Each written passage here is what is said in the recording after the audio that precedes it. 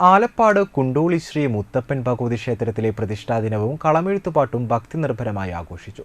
ശനിയാഴ്ച രാവിലെ ഗണപതി ഹവനം, കലശാഭിഷേകങ്ങൾ, കരിങ്കുട്ടി സ്വാമിക്ക് കളം, വീരഭദ്രസ്വാമിക്ക് കളം എന്നിവയും നടന്നു. തുടർന്ന് പ്രസാദവൂട്ടും ഉണ്ടായിരുന്നു. വൈകിട്ട് നാഗക്കളം, ദീപാരാധനയ്ക്ക് ശേഷം അത്താഴപൂജ, എഴുന്നള്ളിപ്പ്, ദേവിക്ക് കളമെഴുത്തുപാട്ട്, ഗുരുതി എന്നിവയുടെ പ്രതിഷ്ഠാദിനാഘോഷവും കളമെഴുത്തുപാട്ടിനും സമാപനം കുറിച്ചു. ക്ഷേത്രം ഭാരവാഹികളായ പ്രസിഡന്റ് ഷാജി കുണ്ടുവള്ളി, സെക്രട്ടറി ഗോപു കുണ്ടുവള്ളി എന്നിവർ നേതൃത്വം നൽകി.